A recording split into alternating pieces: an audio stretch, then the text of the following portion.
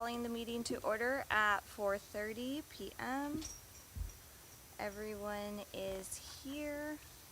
Public comment on closed session items. At this time, any person may address the board on any closed session item or any item not listed on the agenda. Pursuant to the Brown Act, the board cannot consider issues or take action on requests during this comment period. Time is limited to 3 minutes per person per item, 20 minutes per topic. Closed session, conference with legal counsel, existing litigation, OAH, case number 2024050767. Public employee performance evaluation, superintendent, conference with labor negotiators, tax, CSCA, unrepresented, and management. With that, we will move to closed session at 4:31.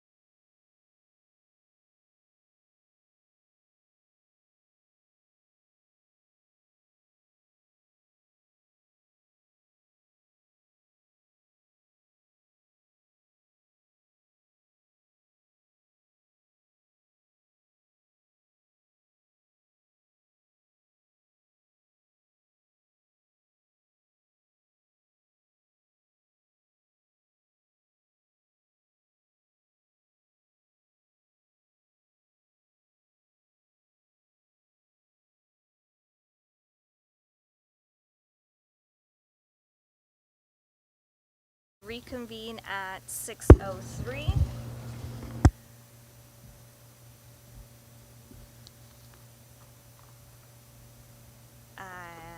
Okay, can we stand for the Pledge of Allegiance? I pledge allegiance to the flag of the United States of America and to the republic for which it stands, one nation, under God, indivisible, with liberty and justice for all.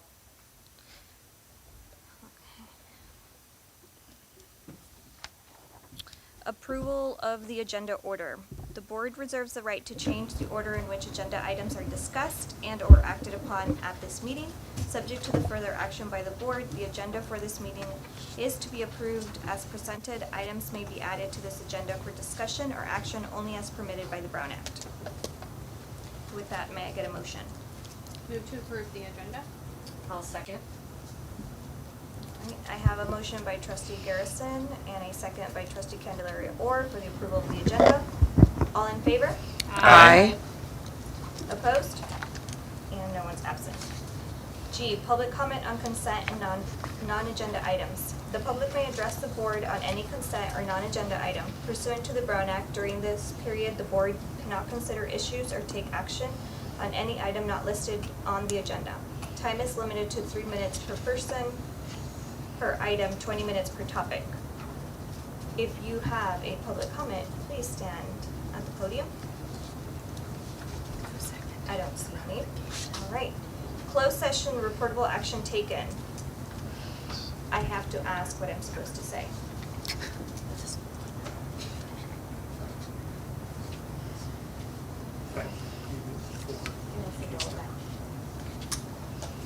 We took action to ratify an agreement for conference with, or existing, for case number 20240500767, and it was unanimous. All right, moving on to consent calendar. The Cloverdale Unified School District Board of Trustees utilizes a consent calendar for items that require the approval of the board but are of routine nature. They act upon these items in one vote. Any member may remove an item for additional questions. Board members receive their agendas and backup materials 7 days in advance of our meetings. They have the opportunity to ask questions and to do research prior to this meeting. It is their intent to handle the routine items expeditiously so that they have time to address issues that are more serious. I-1, approval of the following items. I would like to pull I-11, personnel hiring, please. I'll make a motion to approve items 1 through 10. I'll second. All right, so we have a motion to approve items 1 through 10 by Lopez White, trustee Lopez White, a first and a second by trustee Garrison. All in favor? Aye. Opposed? And no one's absent. Got a lot of strong eyes to be crossing. So I'm going to recuse myself from item 11. All right. With that, do we have any questions for item 11? No, then I'll make a motion to approve item I-11, personnel hiring and resignations, please. I'll second. I have a motion by trustee Candelaria Orr and a second by trustee Garrison for personnel hiring and resignations. All in favor? Aye. Opposed? And trustee Lopez White recused. Okay, thank you. Association reports. California School Employees Association, Chapter 170.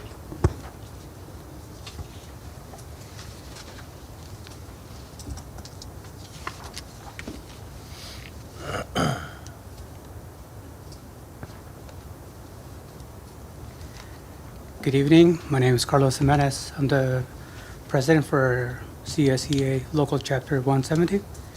Just want to say that we welcome the new school year. We look forward to some great collaboration with the school district, administration, the teachers, and of course, the classified staff to make this a great year for all of our students. That's it. Thank you. Thank you. Thank you. J2, Teachers Association of Cloverdale.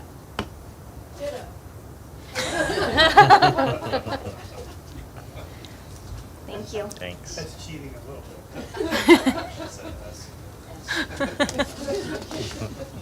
Moving on to school reports, Jefferson Elementary School.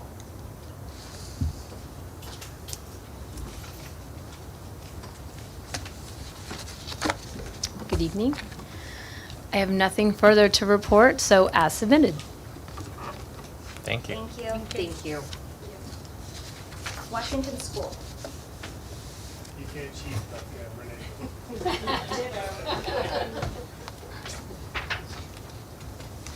It is really nice to see everybody. Happy new school year, and you have my report as submitted.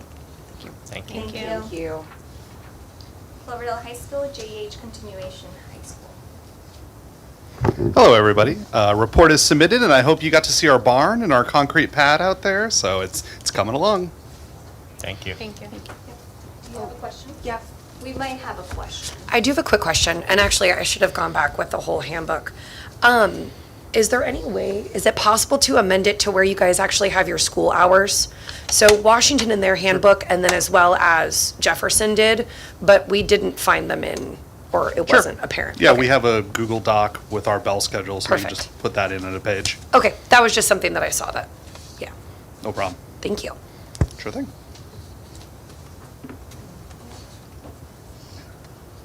Special Education and Student Services Report.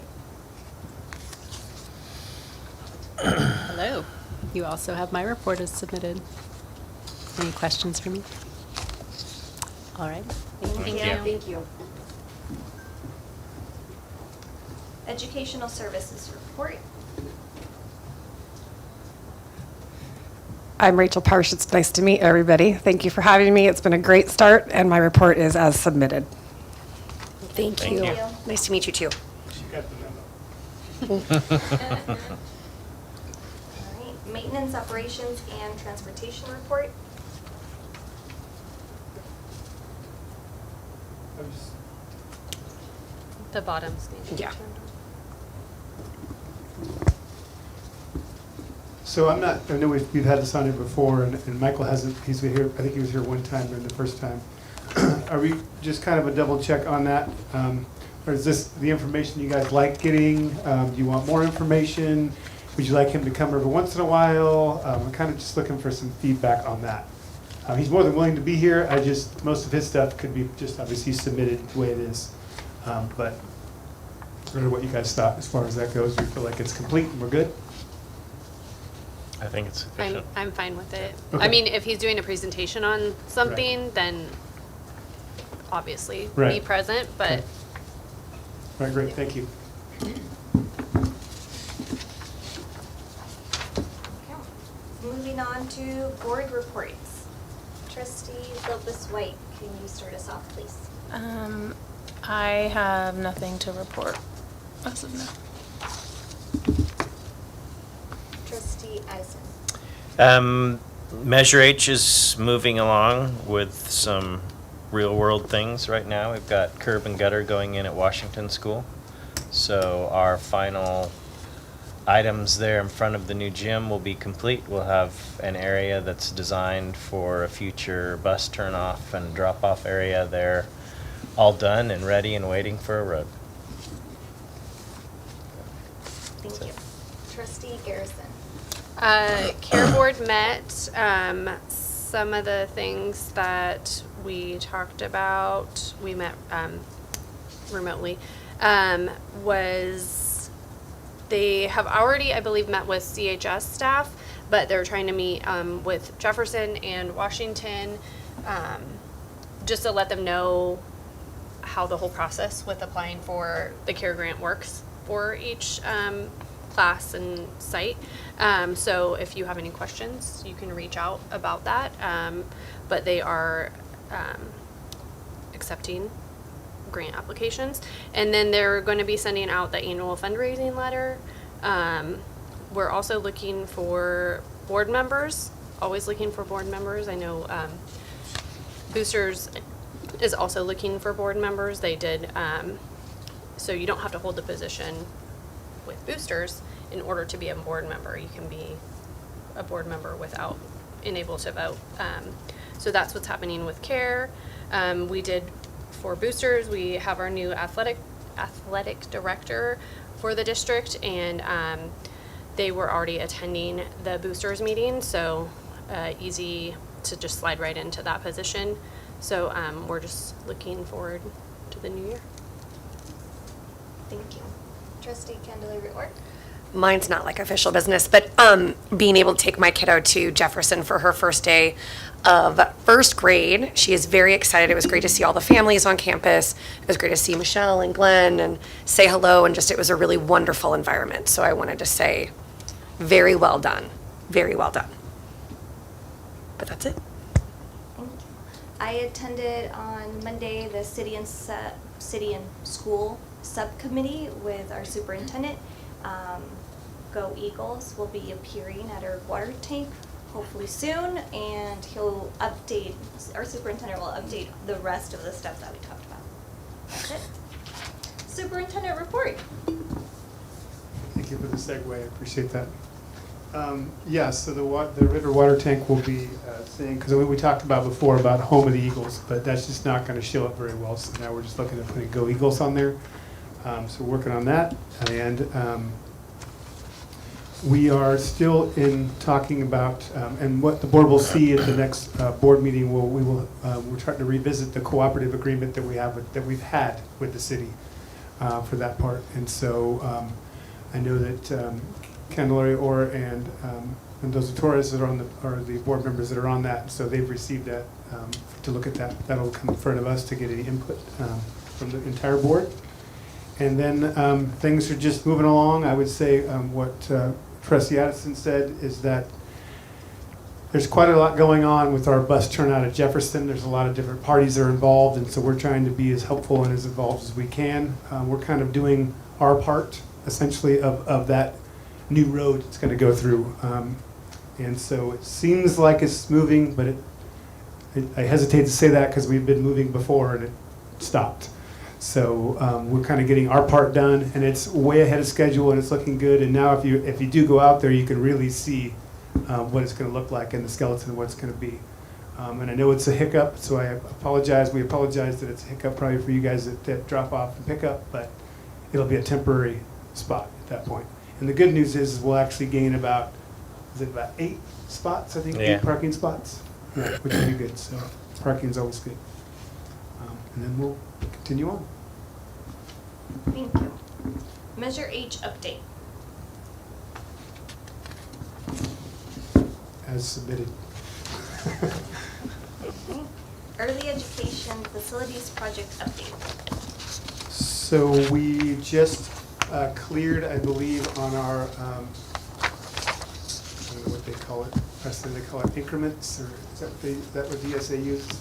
We basically had Yeah. 2 different projects that we had to put in. One was the building and one was the site work. And so the building one, I believe, was increment 1. I could be backwards on those. That has been fully approved through DSA, and then increment 2 is progressing through DSA. And of course, our funding is based upon, once we get DSA's approval and CDE's approval, then they will release the next funding in about 6 to 8 weeks after that. So there's a lot just kind of holding on right now and waiting, but it does seem to be progressing according to what we thought and planned, which is a good thing at this point, because usually it's never that way. But we're still hoping best case scenario is that we start breaking ground sometime maybe around like Thanksgiving week would be ideal, but we're not holding our breath at this point. So, and of course, it's all predicated upon getting that funding in our coffers before we start. Because we know how the state works, that you don't count your money until you have it in your bank account, right? So anyway, there's that little update there. Thank you. South Cloverdale property update. Yeah, so I have a little presentation. Sorry that it took a while, but it took a little bit for us to get kind of all the information that that the board had requested. And so I believe it's behind us too, if you just don't want to lean your necks that way. So for those of you that may or may not know, obviously we own about 30 acres south of town, which is, I don't know how you describe it, behind the big cement wine storage place, I guess would be the best way to put it. It's kind of between the two housing projects that are going on in the south of town. And one part of it has a big burnt area that we almost lost the whole thing for that. So the district, I believe, purchased the property about 4, More, 5 years ago? at least. Okay. And anyway, so what we had talked about is figuring out what we're going to do with. Am I even on? Oh, not on. Yeah, it worked. Did it go once or twice? Okay. So what we did first is we looked at the capacity of each of the school sites. Now, bear in mind, folks, this is the capacity if we had to put everybody in there. So the target capacity is something that the CDE uses to be able to figure what that is. The maximum capacity is literally like 35 kids in every classroom. So I just throwing that out there. So don't freak out. So Jefferson's got, as you can see, the numbers there, and Washington and so on and so forth. I know it's going to seem a little impossible to put 2,100 students in all of our classrooms, but again, that's when we have people hanging from the rafters, right? So take that in mind. We've been there. We've been there, Well, 2,100? we've had 35 kindergartners in a portable before. Oh. Well, let's hope we don't want to go portables anyway. So questions on that, on the first slide there? Because what we're looking at is basically why we're doing this is to figure out, and we're currently about 1,250 students enrolled in school. So as you can see, even in the target capacity from the CDE, we still have about a room for 500 more students where we currently exist. Okay, good, thank you. Makes me feel like I know. So then what we did is we looked at historical enrollment that we've had at Cloverdale Unified, and we were only able to go back to, well, I shouldn't say we're only able, it was readily available to go back to 2003. And so as you can see, it kind of rolls up and down a little bit, not too many major swings. I believe one of our biggest swings was about, it's been a little bit since I've looked at this. I think the most swing we had was about 60 students. And what I was trying to do is to coincide that with the next slide. So that kind of gives you an idea. We scored anywhere between about the high of about maybe 1,600 there, which is on 0405, all the way down to about 1290-ish around there. So go ahead and click to the next one. And then, I know, sorry, this is small. But these are all the different housing projects that have been since, actually even before that. You see the top one there at Cloverdale Meadows was in 1992. They didn't give me the units. And this is what took a while, is because the city had to kind of go back through their information and see what they could pull up for me. And then we have Jefferson Springs, and I'm just saying these don't mean anything to me, so I'm just saying them, which I'm assuming people that have lived here would understand what I'm talking about. That was 86 units, and that was built basically between 2000 and 2003, and then Sunrise Hills, and so on and so forth. So we have some major developments that you can see at the bottom there. The Baumgartner Terrace, those are under constructions. A couple of them, and these are all the things, some of them say not built, because these are all the different projects that have, I guess for the better lack of a term, have pulled papers at the city, essentially. They don't think that, when I say they, I mean the city. I believe that and you guys probably know better than I do, that the Creekside subdivision and the Brooks Terrace, they don't think is actually going to come through to fruition. But do you guys know where that is and what that means? Yeah. Okay. And then the Taylor Lynn apartments are the ones that are across from the Don't say. dilapidated car wash. That new alley in there Yep. that they're putting in. And I believe that Taylor 1 is just maybe like 50 yards down the street from that, I believe. And so, anyway, and obviously the Del Webb was the biggest, but I'm assuming we didn't get a lot of children from the Del Webb, but No. just going out on a limb. I hate to stereotype, but. And then the Cloverdale Cottages was another big one, which I believe is where I live. And so But with that, so if you go to the next, or go back, actually, if you can go back, you will see that it didn't really garner that much difference that I could see. It was kind of negligible, right? I mean, we had some ups and downs. Some of it was COVID, some of it was a housing bubble that I can kind of see that people might have moved, but I couldn't really find anything concrete necessarily for that. Anyway, kind of questions on that, if you guys have any with that, or the data that's there. And I don't know, the Asti Road Apartments, I think, is that one that we were talking about that's on the other side of the. They're doing the site work there now. Correct. And then I don't know what the Vista Oaks meant, approved but not built, the 33 units. And I don't know if those are, It's and when I just say I north don't know of that, I town, don't know it'll if they're never happen. apartments or houses or townhouses or what. Single-family dwellings just north of town. Okay, there you go. And I believe that the Baumgartner Terrace is a mix. I believe it's high-density housing and, there's another term that I forget they're using. It's going in phases. And then there's also So going to be some there's- single homes too, single-family Yeah. homes too, I think. But those haven't been started or They haven't pulled the permit Which for one? 'em pulled yet. the permits on those, the single-family homes part. Oh. Which I believe is to the Townhomes, right? west, I think is the part that's going to be towards the hills. I What believe. about From the our ones south that are property. at the very south end of that area?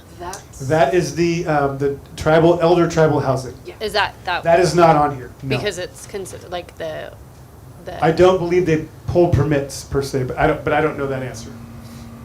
but it's It's there. been annexed into the city, but they may not fall under the building department's jurisdiction. Yeah, and so this was what we received from the city of people that have pulled both not commercial, just residential permits. And yeah. Questions, comments? Okay, so can you go forward one more?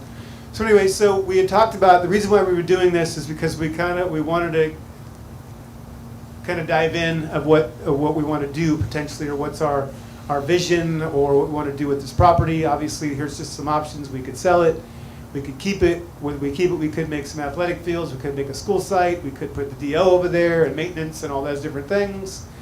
We also talked about housing potentially, both for employee housing as well as potentially income bearing, like rentable type housing. And then any other options that we're kind of open to. Is there one more slide? Yes. So presently, what we need to do is we need to discuss fire suppression. We somewhat took care of it when we had a fire there, and it turned out to be great at the end of it. We did work with the Cloverdale Fire Department, and they did cut in a fire block all the way around the property, which was great. All we had to do, they did it for nothing, and all we had to do was offer our property for them to train people to do that, which we were more than happy to do. We would have done that anyway.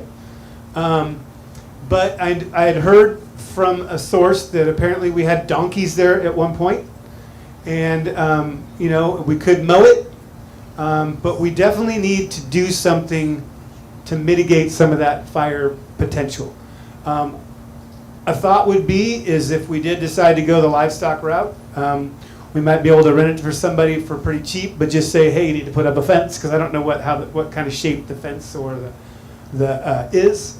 And again, I'm not looking for it to just, my personal opinion, not looking for it to make money, it's just to keep it so it's manageable, so it can't, because literally that fire started by some guy next door at Baumgartner Ranch grinding, and one spark went over there and it burned probably 3 acres. And you guys know that fires obviously go pretty quickly. We were very lucky that somebody in the other side that was working with the elder housing jumped on a cat and cut a road in a short amount of time, so that was pretty nice. Anyway, I mean, obviously we're getting to the point where it's going to start raining a little bit fairly soon, and so that will take care of itself on fire mitigation. But if we're going to keep this, we're going to need to make some decisions this winter of what we're going to do next summer. And I don't know, I haven't really asked, when I say livestock, I don't have anybody lined up per se, and I don't know that we want to have an ag project where we're having a bunch of livestock out there, but I would assume that some people would use that. It's decent property because it's easily accessible. The donkey guy apparently thought it was great, so, and And I don't know if you guys remember that, I don't know if we had an agreement or he paid rent or how that, It it was was just per- more of just putting Was them it out I there. think it was prior But when prior we- to us owning it. When we purchased it, we kept the Oh. livestock They just on kinda it. It was for rented nothing? out. No, I think there was some minimal rent. Okay, And it was all fenced until the construction projects around it took the fences down. right. And I do know there's areas of like the river path, and I've seen all over the county just getting goats and sheep, and they put up their little kind of temporary fence and then do the fire mitigation, let them run, and then move on. Agreed, yeah. And, my other concern would be is once those Baumgartner properties start being rented out, that's like begging for kids to play in that field, right? And so we need to mitigate, they may not play if there's donkeys up there, right? But we gotta at least make it to where it's accessibility is, at least we make some attempt to have a fence or something like that too. And that's why I think livestock, and I know it kind of sounds funny, but I think is a good alternative because I think it serves multiple purposes for that. Anyway, I don't think I have another one, do I? No. Well, the one that's missing is the one about the state requirements for school sites, which even though they look at how many buildings we have and say this is your capacity, the state also has a requirement for the minimum size of a site Correct. for elementary, middle, and high school, and none of our sites are anywhere near what the state requires, so that you can have all the things to support all the things that our students need to do. That is correct. Yeah, as we found that out when we did the Jefferson funding for that, correct. Yeah. So- And again, I'm not asking to decide anything, we're just reporting back, basically, because I know that some of the issues have been that we've had conversations about, both from boards and from community members, is that what are those developments going to net us in children, right, potentially. And I think we talked about kind of the state's ratios, right? When they talk about apartments compared to homes, compared to townhomes, and compared, about, whatever it was, 1.5 kids per whatever. So, and we are scheduled to grow based upon those ratios with the amount of houses that are currently under construction. Or not houses, but projects. So, anyway, questions from you guys? Questions from the public? Did they give any timeline for construction for those? When they're going to come on board and people moving? No, but I believe, Maybe. no. But I can find Baumgartner that. looks well on the way. They do, yes. Yeah. And I don't know as far as, you probably would know better than I do, but I don't know as far as, do they continually get permits, or do they, once they're going, they're going?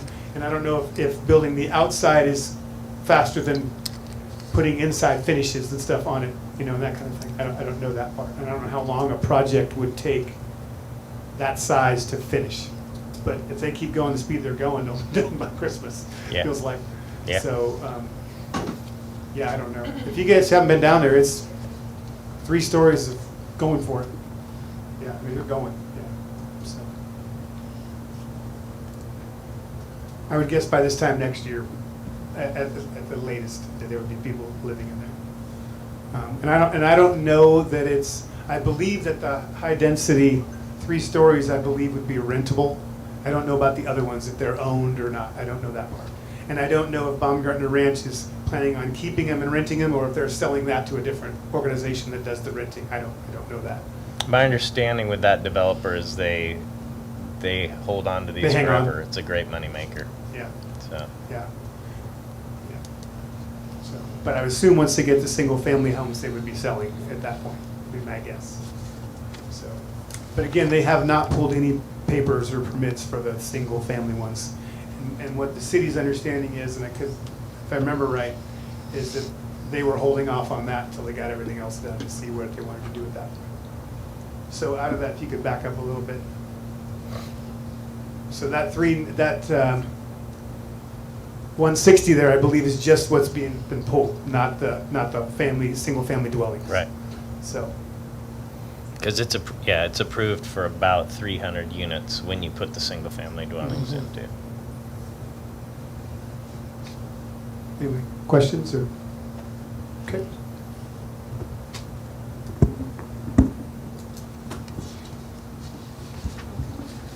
Well, and speaking on that, should I just hang on? I mean, do I need to bring anything back to the board?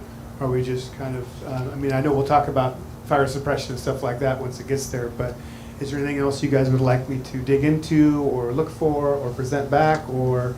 Can you remind us about the issues with selling it? I know you had attended something at CSBA, but can you just refresh us on that? Well, what we found out in one of our conferences or seminars that we were in is that selling a property is a lot harder than purchasing a property for a school. There's, Surplus. yeah, surplus stuff. I mean, it comes down to like the real estate agent that you use to sell it has to know all sorts of specialized school stuff. And that now we're like almost a year from that, but,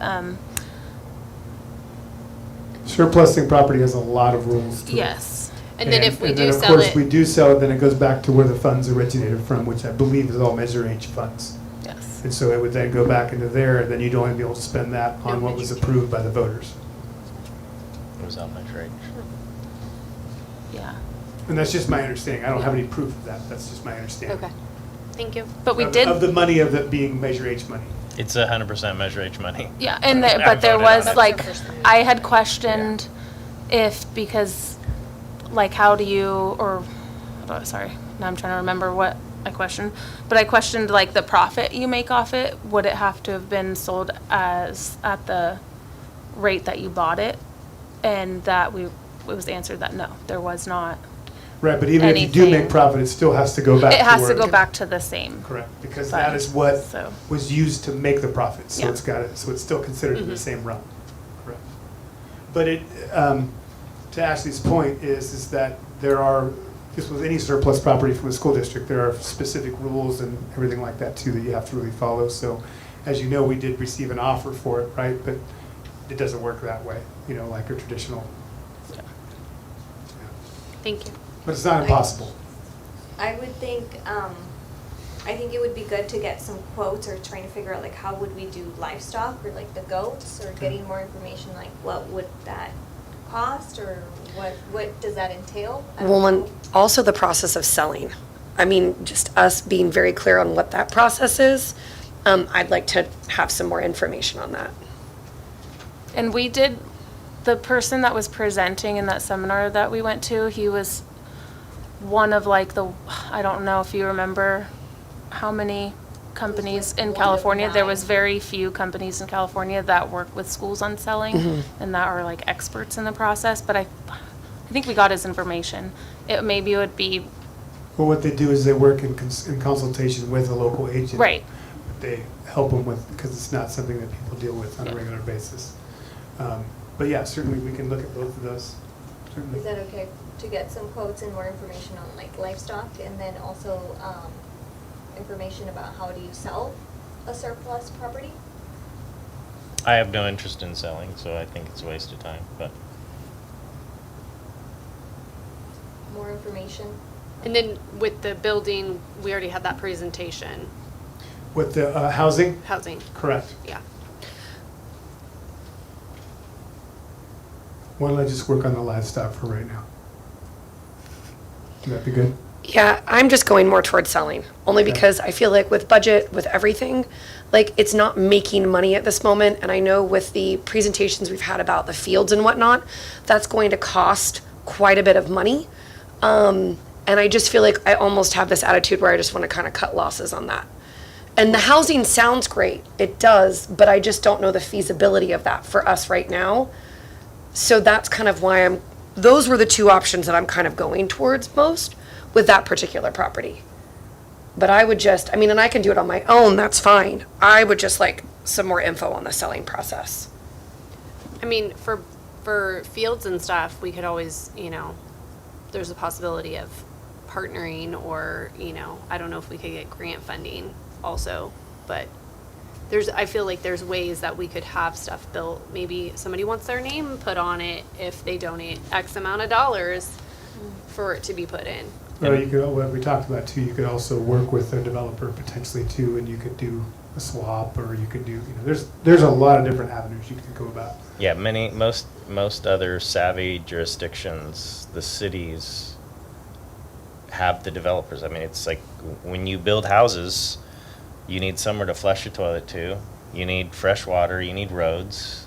That's all paid for as part of the development. You also need somewhere for those kids to go to school. So you only need to open the PD and see what Windsor does is they require the developers to give land to the school district at very reasonable rates and to participate in the cost of building the school. So there's ways to have developers develop those fields. So information that we would like to get back goes back to livestocks. Everybody is okay with giving you the direction to look at livestock? that Everyone's written good? down. Okay. More information about what it takes to sell.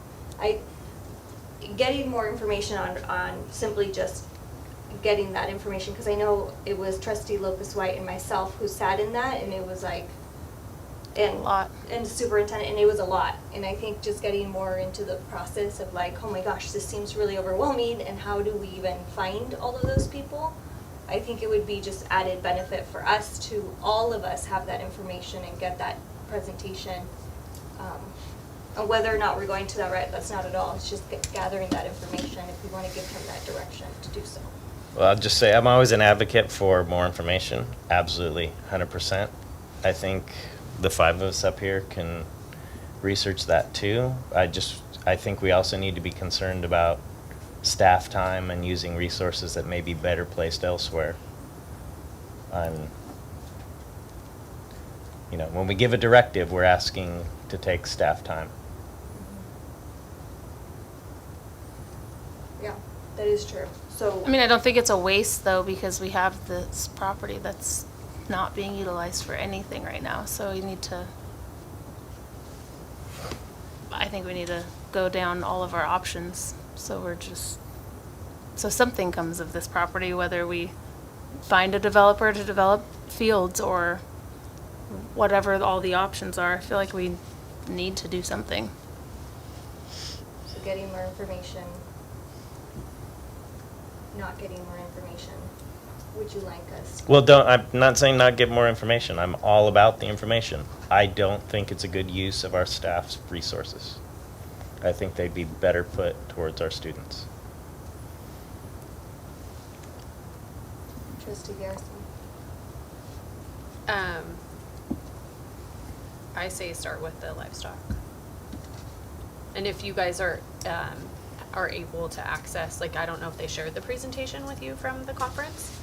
Maybe maybe we can go on to the CSBA AEC from last year, and they have a lot of that stuff, and then that could just be shared with us. You would like more information? I would also like some more information on the process of selling or developing. Okay. Thank you, everyone. Summer school update. Yeah, so I believe we have, oh, never mind.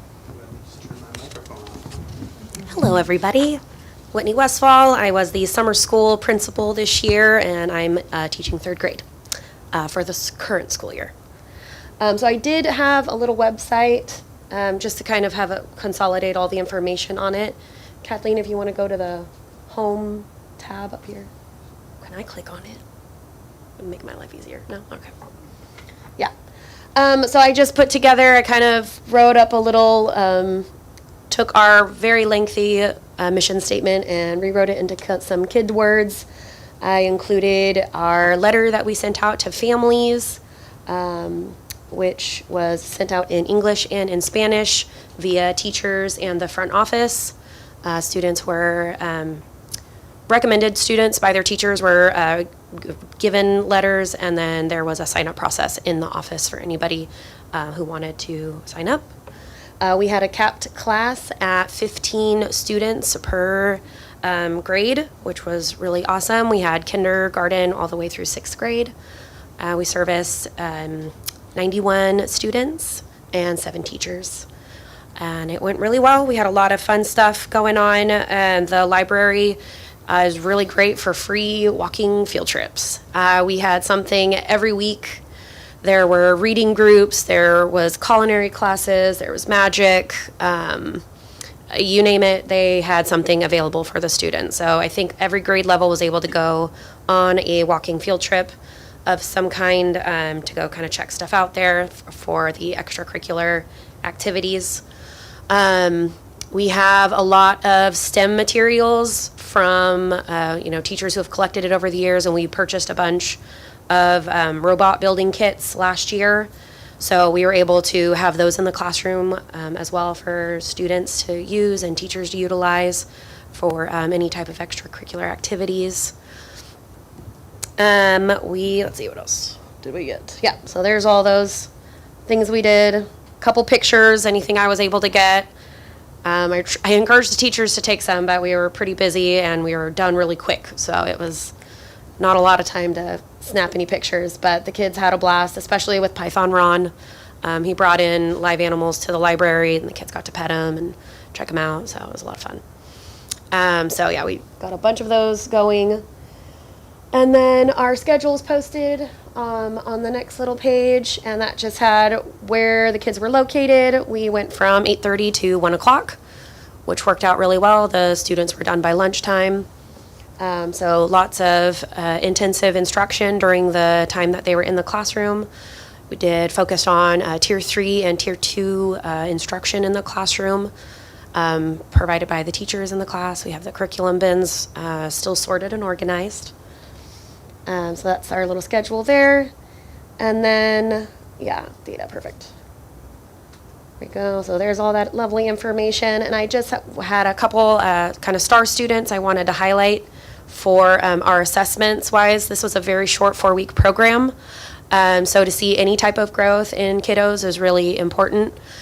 So we had 2 kind of highlight kiddos I marked. One was our 5th grade in reading, and they went up 0.9 on their instructional reading. So it's almost a whole grade level increase. So in a 4-week period, that's kind of awesome, especially when that's kind of what you want in a school year. So that's one of our little highlight students. And then below that, we have a highlight from Star Math. And this kiddo was in 6th grade. And they jumped a half a grade level, which is another big jump for these guys to take. We had some struggles with attendance. It's really hard to get kids to come back. We kind of sent the letters out later than we have in the past, and that kind of hit some of our timelines up to get them here on time and to make sure that we had classes full and attendance filled out. But the teachers were there every day, and the students that were there really did a good growth. The ones who were there every day made great gains. And then, of course, we had our lovely visit from the fire department. Great community building activity. The kids always love it. So they came to the elementary school and showed off their awesome fire trucks, and then cooled everybody off with a little, hose action. So it was a great way to end the summer. Okay, and that's all I have for you. Any questions? Good? Okay. Thank you. Thank you.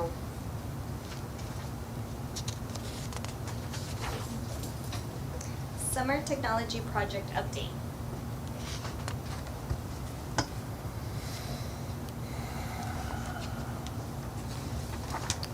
Hi, everyone. My report was submitted. Is there any questions? No? No questions? Right. Thank you. Thank you. Thank you, Luis. That was your chance.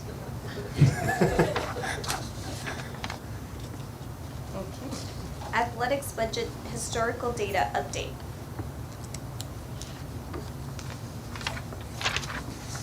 Okay, this has been, this was asked by a trustee for us to look at this, and so I guess the way to do this would be, I know it's hard to see and everything like that too, but what we wanted to do is to kind of give you a historical view of what different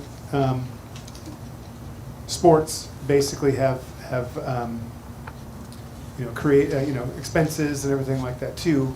And so what we try to do was, this would have been Patty and Krista to come up with all this for that. So I know you guys got it with your packets. So I guess for me, if you had any questions that were directed, I know Danielle's not here, our new AD, but she's been pretty busy with things going on, learning the job. And we got, as you know, fall sports, there's quite a few students, right? And so there's a lot going on. Had a few hiccups along the way with different sports. So she's sorting that out. But again, this is just kind of historical data for you.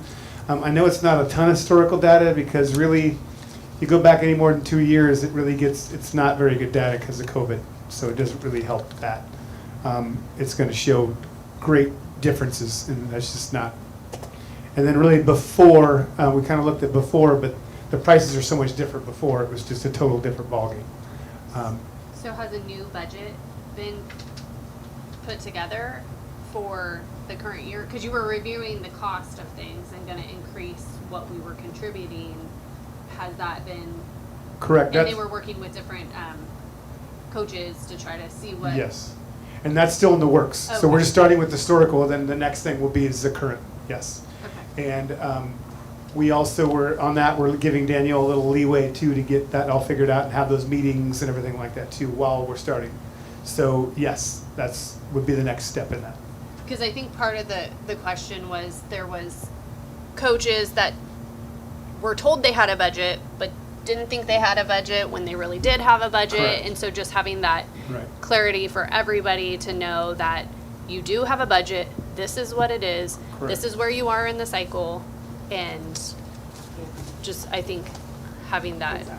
Yes, and I would say with significant and constant turnover, that's been really difficult to nail down, and I don't know that that's been nailed down, but we're working on that. Our thought was we wanted to, again, it was a kind of a two-part. We know that some questions came up about historical, what's been passed in the past, and then yes, going forward, but we kind of broke it into two spots, basically two things.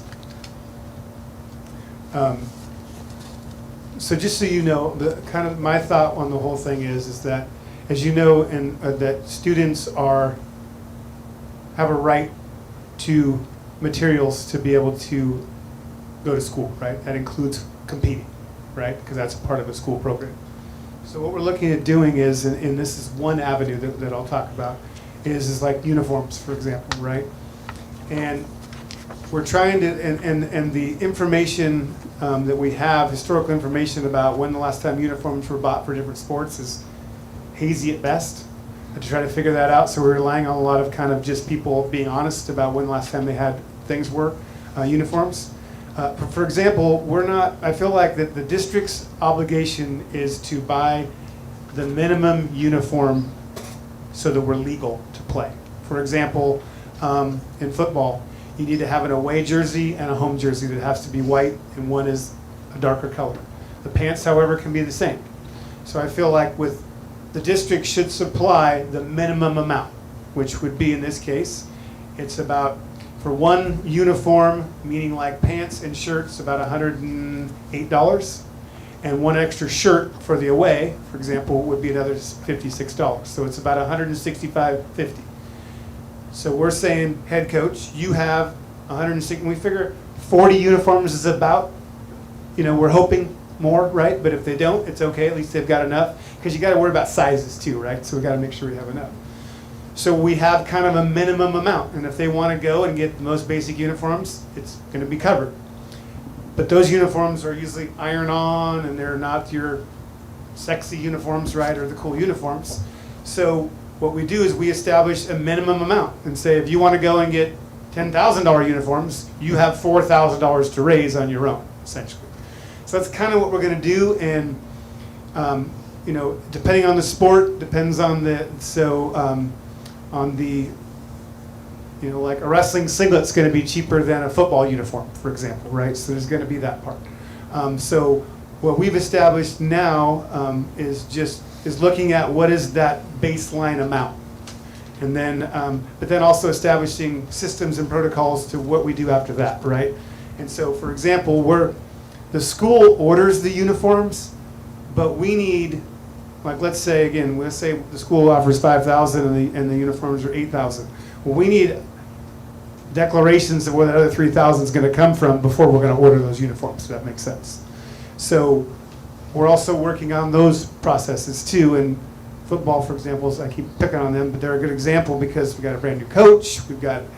And so we're trying to get uniforms back. So it's hard to get anything established at that point. So that's kind of to give you an idea of what we've been working on for that. So what I did is I dove into basically I have a friend who works in the athletic apparel, and so he got me basic uniforms that it would cost, and we're kind of basing it upon that. And then we knew, the coach has been great. They've said, hey, we got uniforms 2 years ago. Like Gordon at basketball said, hey, we got them 2 years ago. So we're kind of on a 3-year cycle that we can do. Again, certain sports are different, like football beats theirs up more than basketball might, right? So there might be a little bit. Anyway, we're trying to get a little bit more normalized, and then that way it can be fairer for everybody else. That, it's never going to be equal, but it's going to be fair. And anyway, that's just one aspect of it, but that's where we're trying to do, and then also trying to convey that to everybody also, that's kind of how it's working. But that takes time to get that figured out. And we're also I feel like working very well, and Forrest has been doing it too, working really well with boosters. So that's been going really well. It's just, and they're anxious to get that in place too, so they know what the parameters are and what's to be expected of them. So I know it sounds, but that's only one aspect, but there's a lot of moving parts of it. So we're working towards it. We just don't have all the answers yet. But we're trying to get that, and of course for the district, we need to know what we're budgeting, right, and how. We can't have everybody go out and get new uniforms every year, or in 1 year. Just, it's not going to work that way. Then you have the officials. Then you got gate. And then there's a bunch of things that are at play. So anyway, questions on? Yeah. Yeah. I was wondering if gate is on any of these. I don't think so, because I think Gate pays ASB. And I believe Correct. these were just expenses. Yeah, this is just budget expenses. Just Yeah, there is expenses. We do income have on revenue, here. like there's a Like, gate, like if you look at the first one, it says 22-23 CHS athletic gate. That's at 29,000. Okay. But there's no breakdown as far as Right. As like which football one? or baseball or. We have the donations on here that were designated to sports, which, thank you. I appreciate Correct, all of yes, that. and we do, and so I'm glad you brought that Yeah. up. So we do have a couple of, I guess the best way to put it is, we have a couple of trusts that cut us a check every year for various amounts. But most of those, and I'm actually glad that this came up, because most of those are already earmarked. But we've Chris and I were talking with all these different things. We kind of have a policy now we're going to start that anything that's over $5,000, we are going to report back to you guys on the allocation of where that money went, and also report that back to the trust that sent it to us. Because a lot of times people send us and they don't ever know what happened to their money, right? Not that they ask, but it's just, to me, we thought, and maybe you guys think differently, but we thought that 5,000 was a good number to kind of go with, that we should probably be a little, not that we don't Appreciate lessers. know what all the other donations are. We feel like that need to go the extra mile for that sort of thing. And we do have several that do give more than 5,000. And so look for us to bring that back to you to show what was paid for. Like, let's say Ashley gave $5,000 and we bring it back and say, hey, 2,000 went to a scoreboard, 3,000 went to, whatever. At least we need to be a little bit more accountable to some of those bigger donations, I think is better. I'm going to ask a silly question. What does DOAN That's donation stand for? the Doan Parker Trust. That is the That's name a- of a trust, correct. That donated to Donate. Yes. Okay. Yeah. And these are, some of them are just sent to us just by their trust. It gets sent every year. And I think that one's pretty earmarked to what it needs to go. But even my point is, even if it's over there, and let's say we got a $5,000 donation from the Doan Trust and says 2,000 to wrestling and 3,000 to baseball, I still want a combination to report back to what either one spent. Even though only one of them got 2 and 3 and it's below the 5, together I want to know what, I want to report back to what they did. And whether they take that information or not, I just would feel better about us. Thank you note, and this is how your money was spent. you know, type of thing, because I don't ever want to get to where we can't account for that. Right? We've seen those things happen and they don't end well. Coming to this, can I ask, is this? You guys don't ever have to ask, can I ask, because this is your Sorry. board meeting. Okay. Well, are you done talking so I can talk now? Okay. Sorry. That's better. Okay. With this spreadsheet, is this something Krista created to put it all in there, or is it just like a pullable report that Can you- came out? Because remember, Oh, people online sorry. after this too. Patty actually created this, and so I was able to, she hadn't finished the 23-24, obviously, and so I went in and finished the 23-24, but these were created by Okay. Patty. Okay, I appreciate this, the layout. I really like this. Good. And I hope this is something that can go forward. And we just keep, as you said, going back was hard to track down. So if this is done every year, then we have a record of it. And I appreciate all the work. Thank you. Now I'm afraid to talk. You can talk now. Okay, good. Yeah, and I just think, I think it's important. I think it's important that we see it because sports are expensive. And I think it's an important thing that we know that.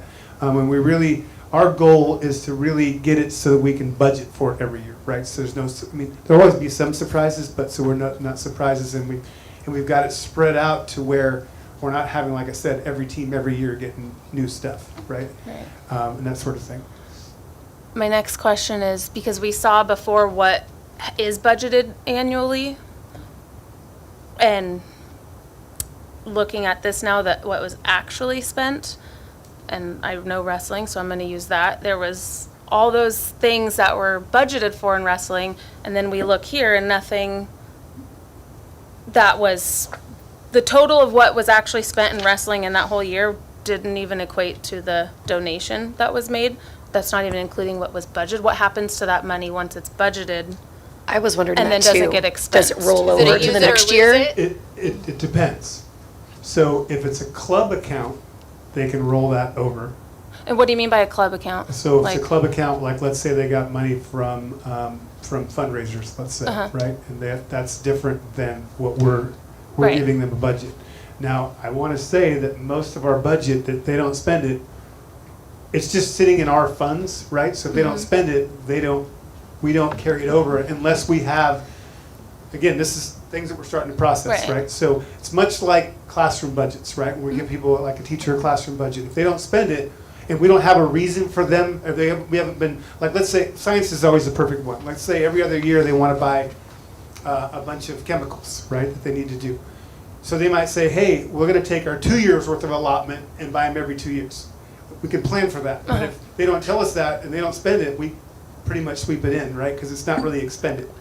And the same thing goes for athletics, because we're giving them this money and we're expecting them to spend it. So if they don't spend it, So what's the timeline on, like, is it the school year? Is it the fiscal school year? Like we budget and well, no, then, it'd probably be like July to June, because a lot of people are ordering Oh, we're- uniforms for okay. the coming year, right? So they want to be able to have that, right? Or they got to put in, nobody's looking at me like. So I'm if we talking. Well, yeah, have a because I wanted to ask budget. Krista Okay, a question sorry. too about donation if we money. have a So- budget set and a coach in the middle of the season that hasn't gotten anything that has been budgeted for, they shouldn't be asking for something and getting the answer, there's no money. They shouldn't. You They turned should it not off be, too that's soon. correct. Okay. But I can't speak to what was before us, so I don't know how that transpired, but that, you're correct in your assumption, yes. And then my question, Krista, is for you. If, like, let's say someone donates with the specification that that money is going to that sport, and let's say those coaches don't spend all of that donation money, are they able to then roll it over to the next year? Yes, and so Okay, I'm just donations- making sure, because I just want to. So donations are different from the general fund budget, which is what, so Glenn Yes. is exactly right with the general fund budget, what happens there. Yeah, But with the I understand donations, that. they're tracked by donation and by what sport they're for. Okay. And it's tracked year over year. So like for tennis, for instance, hasn't been spent for several years, but it's still there and it's still designated for tennis. Okay, thank you.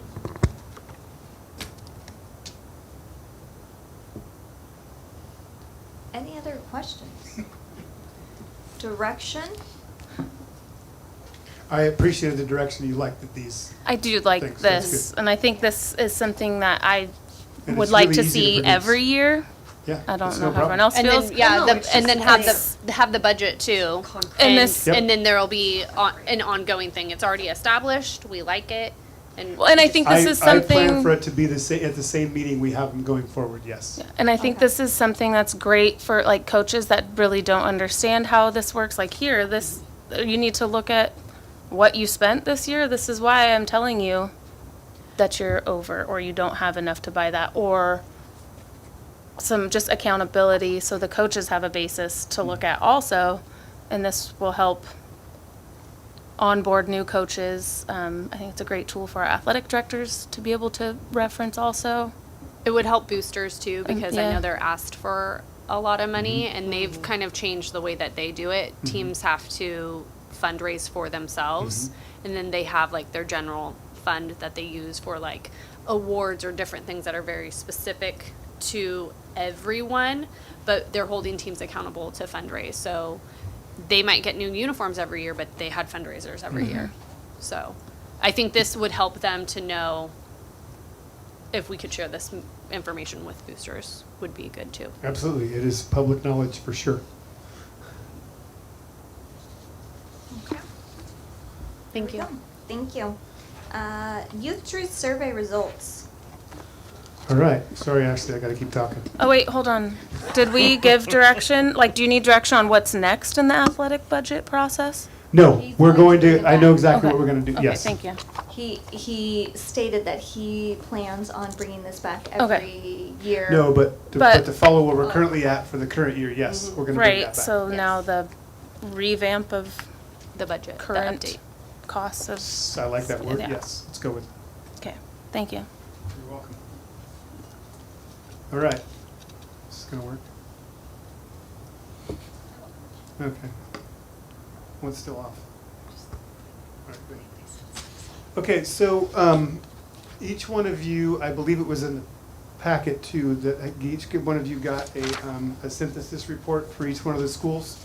I'll just say a misnomer right now, not a misnomer, but I want to put a little asterisk on it, is you do not get one for JEH because it's too recognizable of data, right? So we have 2 students and we only have 1 teacher. So it's not that we left them out, it's just that it's not. And you may be wondering, because it says confidential and all this stuff, I really don't know what's confidential about this information at all. There's absolutely 0 identifying things in there. Where does it say confidential? At the top right, on every page. Every page is weird. So, I mean, I anyway, can't read so mine. we, I have a little PowerPoint here, just so we don't have to go page for page, and everybody in the audience can also partake in what we're talking about. So each one of these is basically, it's just the information that's in these synthesis reports that I'm just putting up there.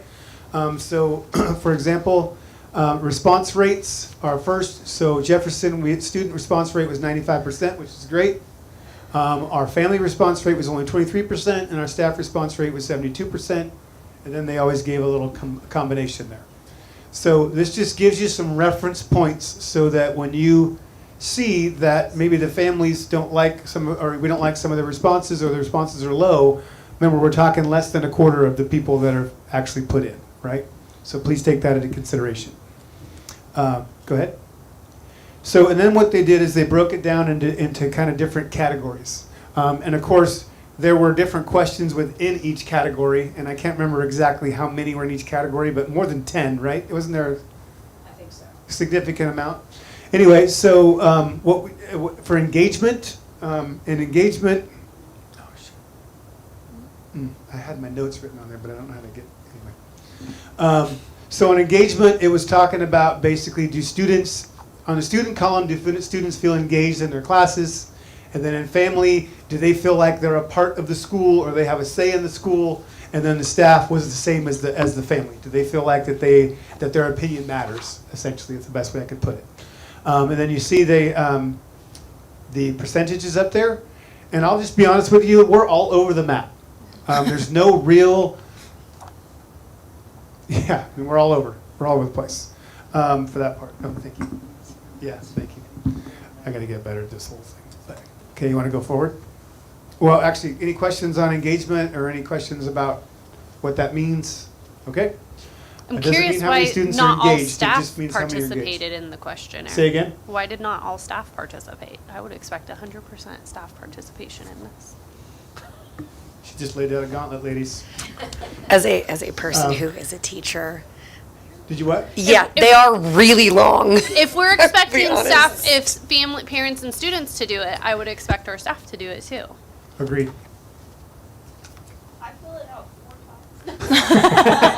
I mean, and sometimes if you're a parent, you have to do it for each I'm with you. site, right? So sometimes parents are filling out multiple.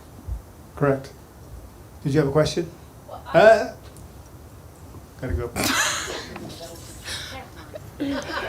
Well, I'll just say maybe that's why Jefferson had higher family participation and Washington didn't, because they did it for their youngest child first and didn't do it for their oldest child. And I will say, I do have the benefit of being a previous teacher, right? And also now being in administration. And I think I would say I would expect the trend for our youth truths to be going up now that we have a pretty stable staff. I know historically nobody trusted this survey to save their lives. Like, they weren't going to fill it out because how do I know it's confidential or it's whatever? So I think It says confidential now. Well, yeah. Well, and mine's also that's why it's what's going to happen because of it. You know what I mean? You're going to take the time, Right. and is it going to fall on deaf ears, or is it actually going to precipitate something? But I will say, I know with my school, we do it during staff meetings, so our admin give us time during that time to be able to fill these out. Now, do I Yeah. still kind of, real quick? Yes. Yeah. But we still have that time allotted too, so. Thank you. Education quality, which was, I don't have any notes. I mean, obviously, it's pretty obvious what that is, high quality education. For some reason, they did not ask Jefferson and Washington that question of the students. And then you can see the percentages there. So again, this is the percentage of people that thought that was a high education. Okay? Expectations, the elementary students, the question was, does your teacher ask you to keep trying when your work gets hard? And the secondary students, which is, most of my teachers don't let people give up when the work gets hard. And then, how does that work? The family and staff is school sets high expectations for students. So there's that percentage. Questions, comments? In looking at all of them, I felt like expectations was where like students, family, and staff, or at least for CHS, were like all in sync at some point. Like they were the most. I was looking at how like far apart all of the surveys or like all of the groups discrepancy were. of the answers. Yeah. The discrepancy of the answers, and in expectations, it's seeing like, okay, for Washington, students and staff are like, okay, we're there. And also for Jefferson students and families, and then CHS is pretty together, where I was like, oh, that's interesting. Indeed. Okay. Next one was relationships. Elementary students says, oops, I gotta go to the next one. Still reading the same from the other one.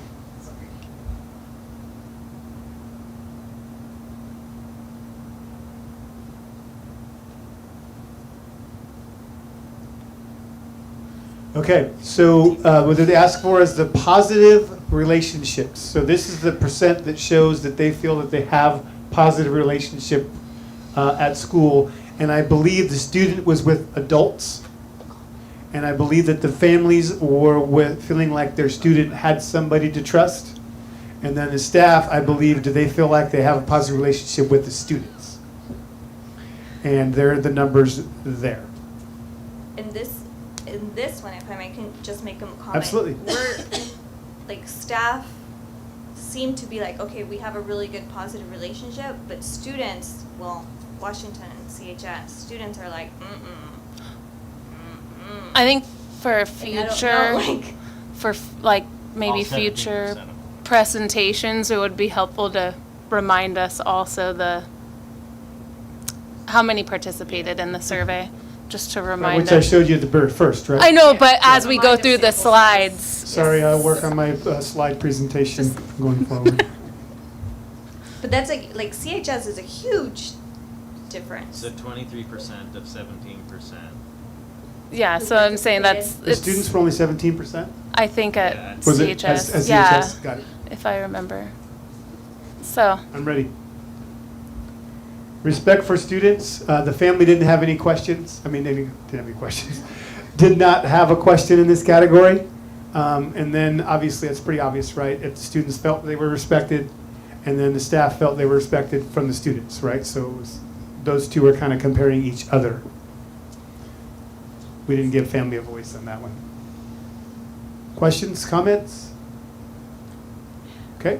So, I guess I'm just curious, like, staff doesn't have 100% respect for students? I mean, I guess if you don't, it's hard to give respect if you don't get respect, because if no, you I look think at. they don't feel respected from No, that the was the students. next That's not one. what the This question one is how much respect do you have for students? Oh, The I next thought I one heard- is how oh. much respect does the students have for staff? I mean, it's high, but it's not. I guess I would have just thought that everybody should have 100% Well, and it respect. also could be a situation too, where maybe the staff member thought it was the other way around. You know, thought it was maybe the staff, the students, or the students respectful of me. I'm just throwing that out. Isn't that the next question? Yes, but I'm just trying to give it a reason possible. How you interpret it. Because I will tell you, I do not know how many times I've had students not even Is your microphone on? Oh, sorry. How many times students have not even understood the question or what was being asked of them. And then also some of them don't feel comfortable answering it, and we let them opt out of answering that question. So just to kind of give everyone some background on that as well. That's why some of the differences. And So it's less than 17%. it could be, for that question, it definitely could be. Go Yeah. ahead. So this one says, the elementary students say, do students in your class treat the teacher with respect? So the kids are answering it as, do they feel like the class respects the teacher, not maybe themselves, but the class. The secondary students from my school treat adults with respect. So that one's all adults, basically. And then the next one for staff was students treat staff with respect, and the family didn't get to weigh in.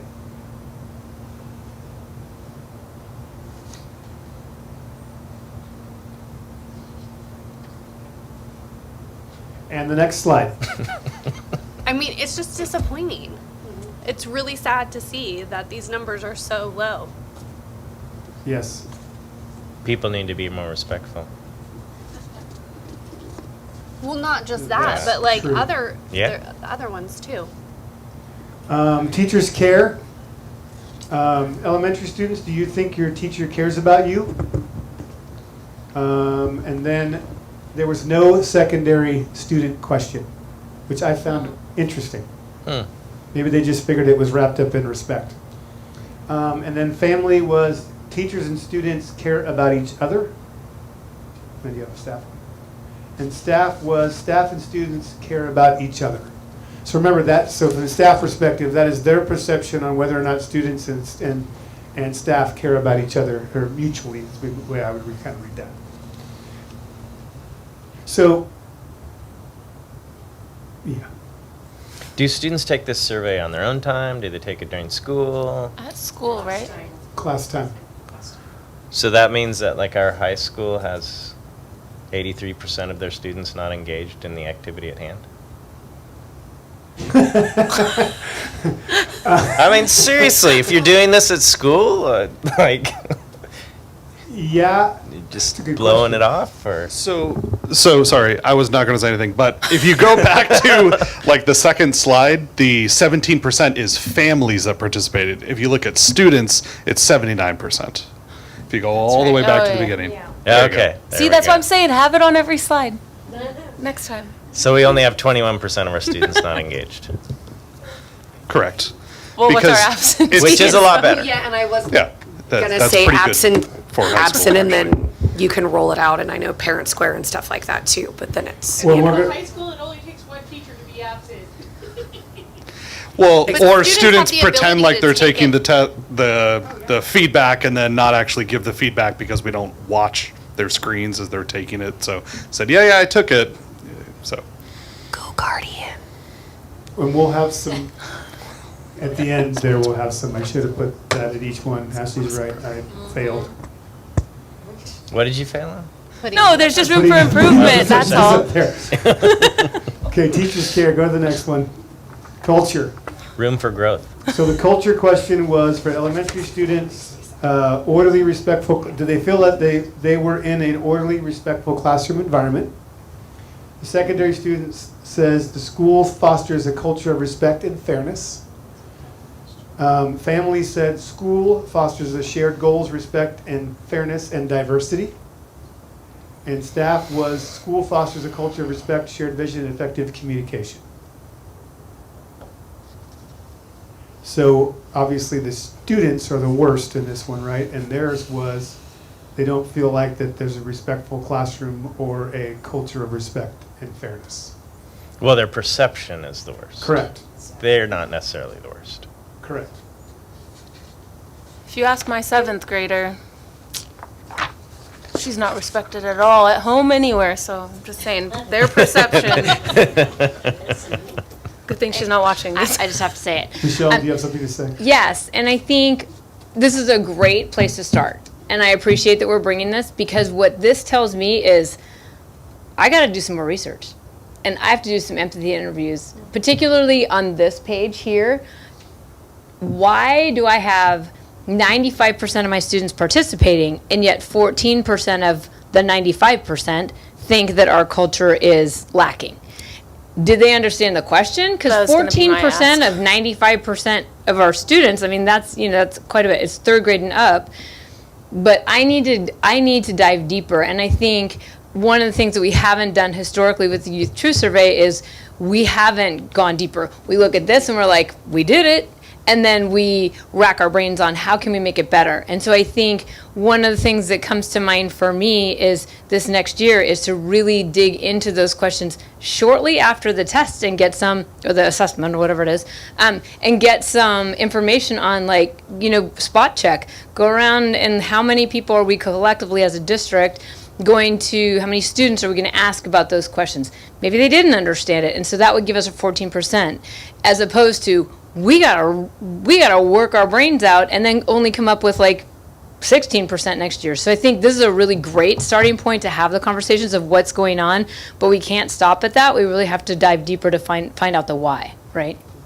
And Yeah, go ahead. I appreciate what you stated, Michelle, and then also being able to, how often do we share these results with our students and actually hold a discussion and a conversation, or even with our staff, students, staff, or families, and how often do we have and hold space for that discussion to come up about, hey, why do we think that, why would somebody answer that, or what are some of the things that we do that make you feel like you belong or that you're respected, so that we can work towards that, and asking the students and presenting them some of these results and just being like, hey, maybe not all of them at the same time because that's very overwhelming, but we're gonna do one today. Here we go, let's look at this data, let's look at this graph, let's talk about this one thing at our staff meeting, and just our family lights, hey, here we go.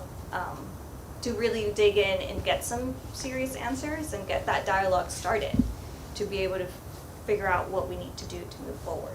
Can you remind me, are these questions the same each year? So can we compare year to year to see if Yes. the trend is the same, if it's going Correct. up or down? I mean, I think that would be helpful. I know students move from different classrooms and different sites, but I think that would be helpful for us to understand. And in some of the Agreed. Exactly, data there that were we had multiple here- years. And, I mean, our students pretty much stay the same. I do know there's staffing turnover, so that could change there.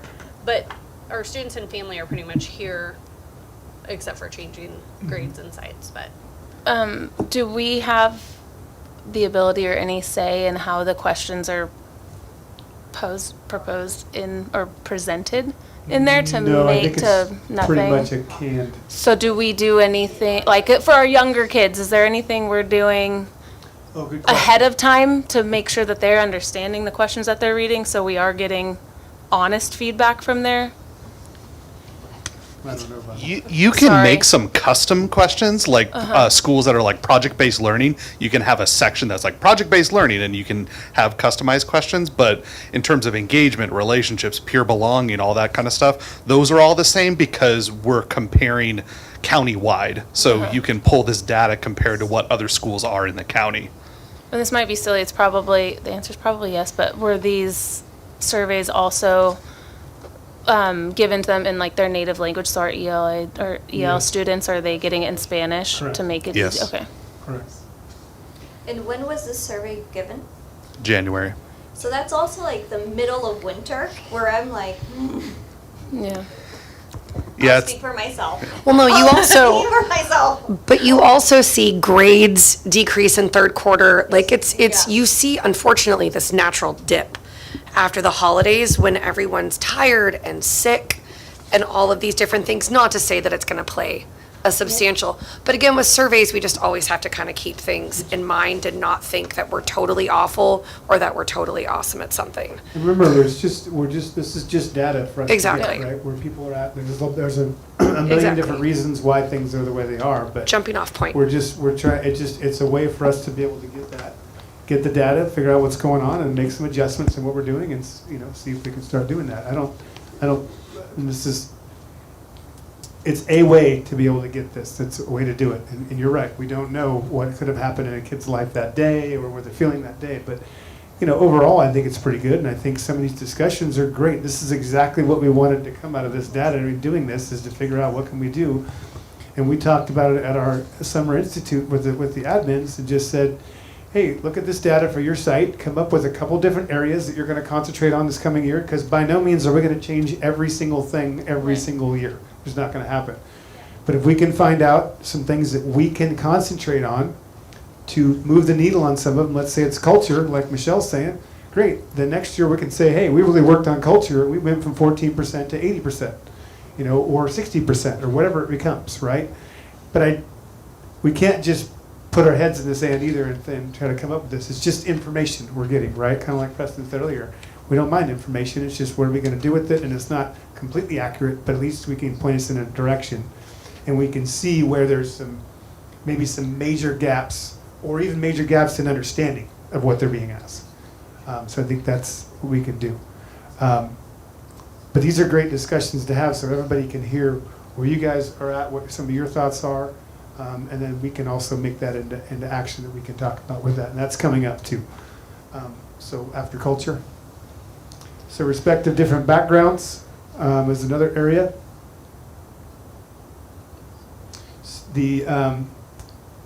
Obviously the Jefferson students did not get asked. Secondary students or adults in my school respect people from different backgrounds. And the family and the staff had the same question, which was my school respects people from different backgrounds as well.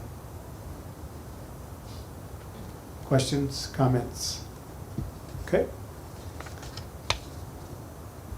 Is discipline fair? Seems like a loaded question a little bit for some audiences.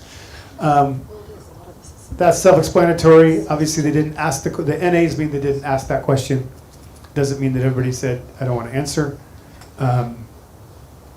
So there you go.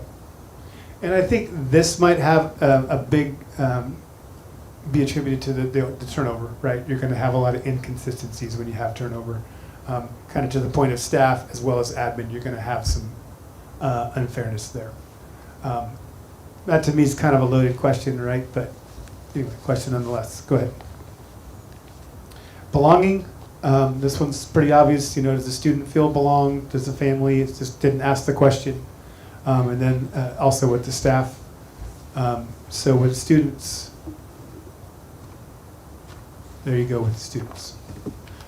Again, I don't know if, to me, belonging could mean a lot of different things. It could mean like, do I have friends? That could be up to interpretation.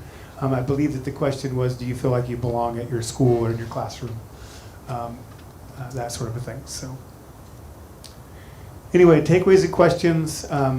Many areas for celebrations. Obviously, I think we're doing good on a lot of areas. Need to improve on And I think really district-wide, the one thing to me that was pretty glaring was even what you guys had said, is the 17% from the parents. I think we really need to do a better job I think Gabby and I were speaking about that too, maybe doing some QR codes that we just put up that people can do, at open houses and things like that to make it really accessible.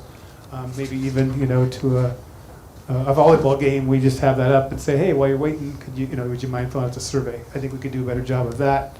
But I don't know if you guys are prepared to speak at all about maybe some areas that you kind of looked at. I know that we talked about in the summer, and like I said earlier, about having them kind of choose some areas that they think might be good for their sites to kind of what they felt like was a priority that they might be able to, or even some certain things that you could move the needle on, right? We hate to, some of those are going to be tough to change, right? But some of them are a little bit, maybe a little easier. So, Michelle, do you want to? Actually, you've already spoken enough. How about Shauna? She hasn't said anything. Be afraid, because Ashley might tell you to stop talking. I will be afraid. Okay. Yeah, we were looking at the results, and one of the good things about the Youth Truth Survey is that the results come out pretty quickly.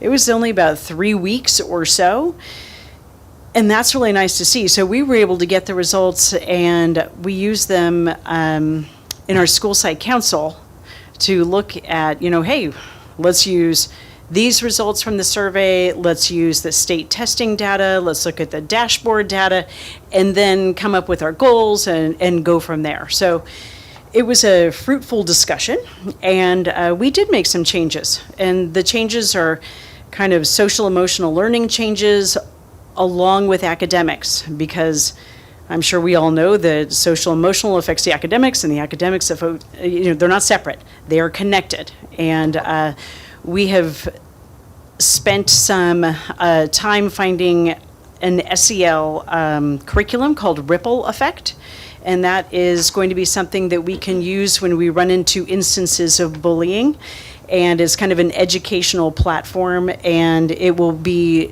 not only kind of reactive, but also something that we can use proactively as well before it happens. We've also, 2 of our staff members, Casey Berry and Emily Grant, became Welcoming Schools ambassadors. That's not the right word, by the way, but they are Welcoming Schools ambassadors, and so they've actually already taught our staff about anti-biased bullying and what it looks like and how to address it on the campus. And there's several other modules that they've been trained in, and we're going to roll those out all year. I don't think we can do every module in the year, but we're going to just keep it going on a cycle, because it was very well done and very well received. We also have the WEB program, which is the Where Everybody Belongs, and it's our first year doing that. And James Pennington and Ashley Haycock are partnering. That's new. They're helping each other, and yeah, they're collaborating. That's the word, and that. I think I have already been able to just anecdotally see a difference on the campus. Our 5th graders I felt like they were more cheerful and less afraid, because they were running around, they were happy. It wasn't that sense of, I'm new and I don't know where to go. They had been given a tour, they had met their 8th grade web leaders, and these web leaders will be with them the entire year.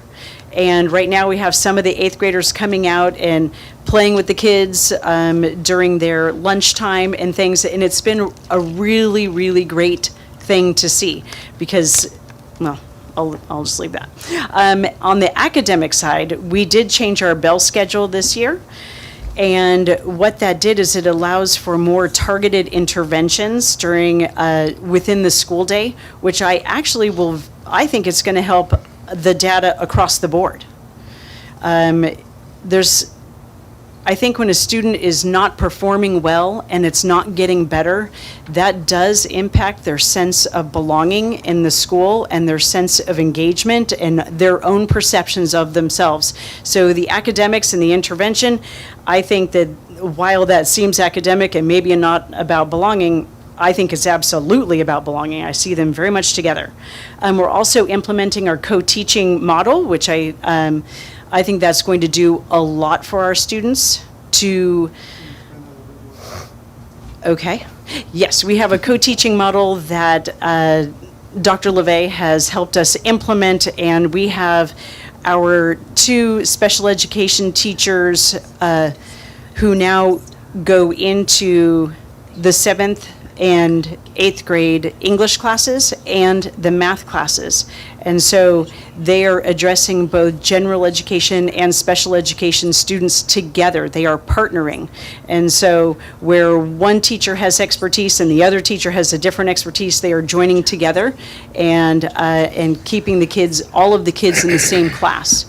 What else should I add to that, Dr. LeVay? Am I missing? Okay. An A+ from her is hard to get. We've also had the opportunity, some of it was kind of driven by the budget, but in some ways I found it freeing that we narrowed down our assessment tools. Okay, so we had a lot of different platforms. And so with money constraints that actually have helped us, we have narrowed down to just a few that we are going to use, and we're going to use them for every single thing that we can and really get to know them. And we were working with that a little bit today with our leadership team at school. And so we're going to be learning more about IXL. They already know the STAR assessments, but then we have these other assessments that they're going to be giving in the English language arts classes. And then that data is going to be looked at in PLCs, and then that data will drive how we use our intervention period. We have also upped our commitment to having clubs on campus. We do already have clubs, but we have a real push for it. We've put it on our adjunct duty, and we have people who are saying, I would like to run this club and this club. And that's a great way to have kids feeling a part of the campus and having a nice, safe place to go and having their people. And lastly, we are going to be starting up, well, we can't start it yet because we haven't planned it, but we are going to have intramurals. And intramural sports, especially for the 5th and 6th, because they don't get a lot of organized sports, and we're going to be starting that. So I think all of these things have the potential to move the needle, but the most important thing is for us to have some consistency at Washington. And I think that I don't know everything that has happened at Washington, but I do know it was incredibly difficult on students and staff and families. And so I think that we're going to see the needle move at the speed in which they trust us. And so I think it's just about like going forward, and the more we do all the things we say we're going to do, the more they're going to trust us, and the more they're going to do the surveys because they're going to think it matters, because we're going to actually use the data. Thank you. Thank you. Well, maybe I should have had you go last. Which one of you wants to follow? Which one of you wants to follow that? Michelle's pointing at you for us, so you won. All right. So first of all, it's not all doom and gloom. I could show you the reports. For families have been taking the survey for the past 4 years for Cloverdale Unified, and in each of our categories, except for one, Cloverdale High scored the highest we've ever seen in parent response rates for our different categories, and the one wasn't the highest, it was the second highest, but it still increased from last year.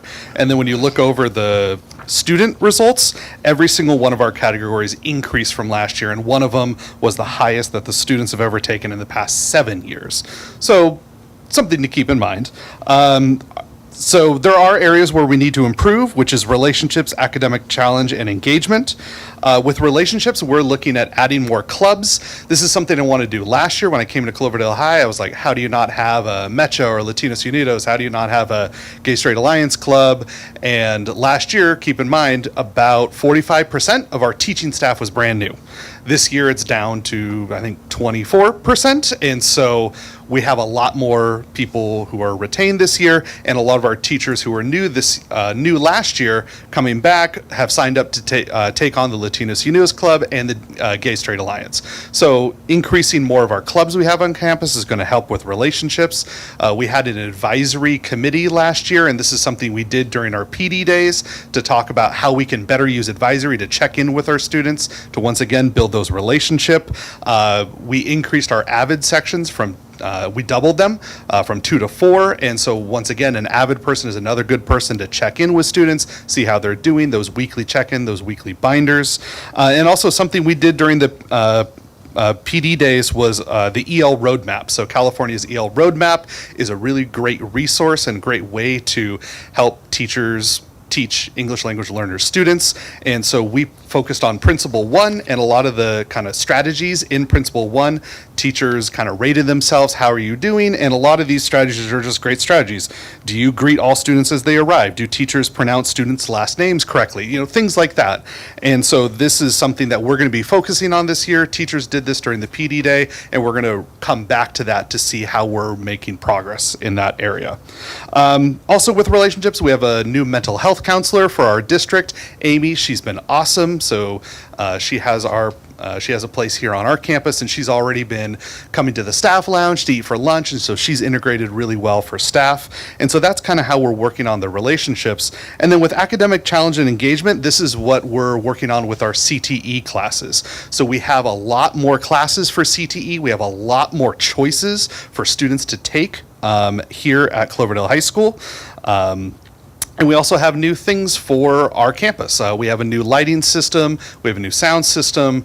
Our curtains, if you went to the East Gym and looked at our old curtains, they were kind of like had holes in them. They have brand new curtains. Our barn, we're still working on our ag area. So there's still lots of improvements happening to increase engagement and academic focus. Just today, I submitted to the JC 6 CCAP classes, which are the dual enrollment college classes.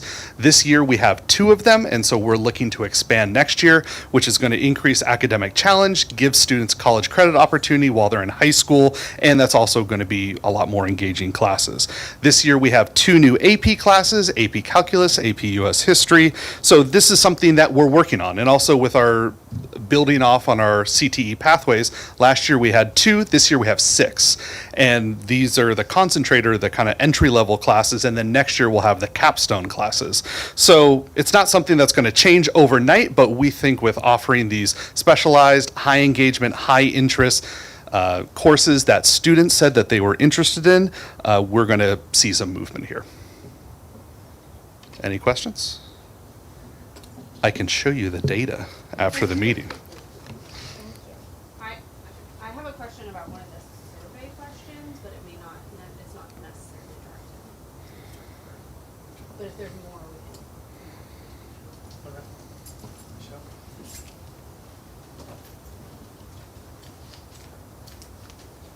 Michelle? So when we created our SIPSA plan for this year, last year, goal 3 focused quite a bit on the results from our youth truth survey. So I won't go into a lot of detail on what's already in the SIPSA, but I'll just add a few things.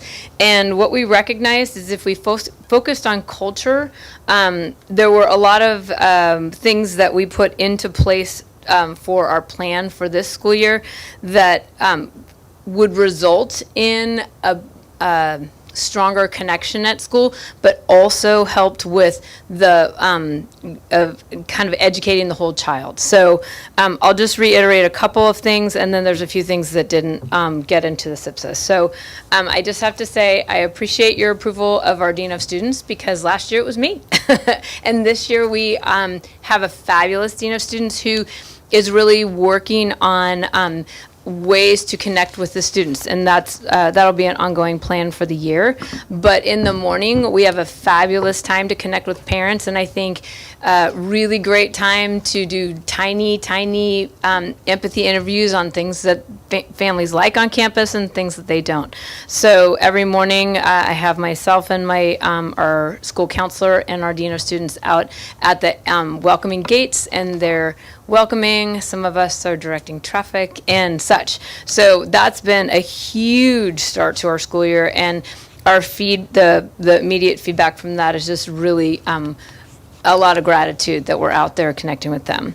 In addition, we are working on more volunteer opportunities. This is a little bit of a 2-year project where we're going to be providing more opportunities for volunteering in areas that parents are interested in. And so we'll be giving a little mini education on how to be a volunteer in the school, and just a lot of opportunities for them to be part of our campus. And then we're going to be working with ELAC and PTA to also increase parent involvement, and bring in with our community liaison helpful information, since we're the foundation of parent education and student education. We want to make sure that we offer more opportunities for parents to kind of learn how to support their children in school, how to, provide a healthy lunch, how to provide that extension after school, things like that. And then on the so that's the parent part of the culture. For students, for focusing on the students and building the culture with them.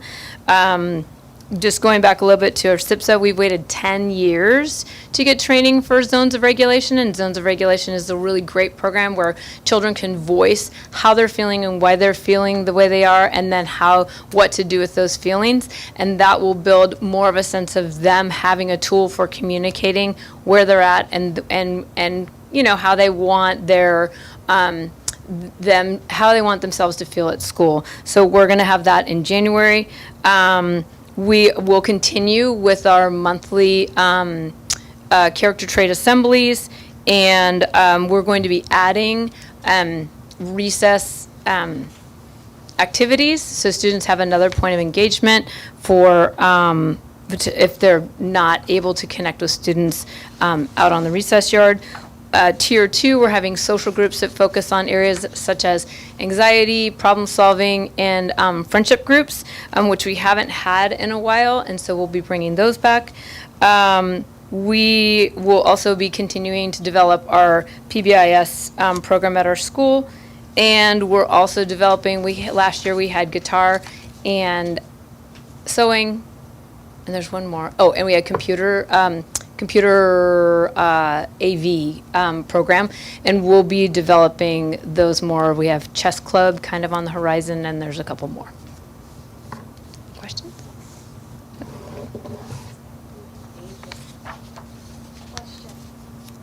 So I guess I just have another concern about the survey results and on all three, Jefferson, Washington, and the high school. It's under positives or education quality. And Jefferson, for staff, said there was a 70%, I guess, approval rating. Washington was 69, and the high school was 58.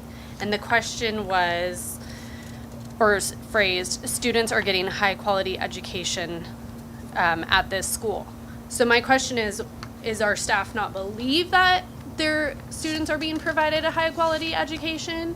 And if so, what needs to change for them to believe that? Because they're the ones teaching it, so why do they feel that way? Unless I'm misunderstanding it, but what can we do to help our staff believe that if I'm understanding it, they're providing our students with a high quality education? Because the way I'm reading it is that they feel that that's not happening, unless I'm misunderstanding it.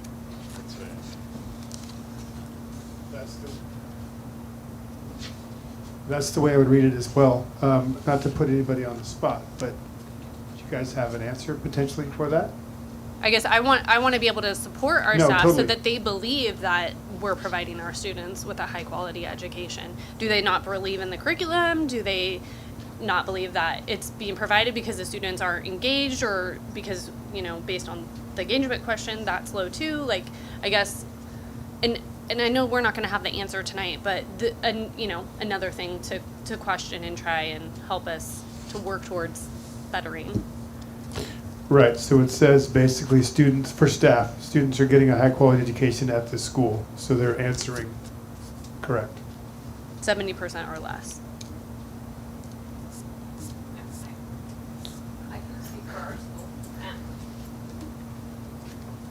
So I know this survey was taken in January of this year when I was halfway through my first year. But I would say historically, I would have answered that pretty low because our math program wasn't adopted. It was handed to us. We have this huge ELA program that we can't get a grip on. And so, I mean, as a teacher, those are some of the things like, how can I possibly offer a high quality education when those aren't working for me? And so our conversation at staff meetings from, not necessarily from the survey, but from the curriculum we have, is what do we have that's working, and then where do we need to go from there? Mm-hmm. So I would be really curious to know, like, we've put some things in place for this next school year that was really motivated by the staff, by my staff, and so I'd be really curious to know how that ends up this year. So we'll see. But I think if we don't believe in if we can't utilize, or we don't have proper PD, which has been a huge issue at Jefferson in the past 5 years, we have the curriculum, and then it's like, go teach, have fun, and so I think with those kinds of sentiments, that could be where some of those numbers come from. Well, and I just want to. I think it's a good question. Sorry, Michelle, stay up there. Well, no, and Michelle and Jackie, from a teacher perspective, I would completely 100% agree with Michelle.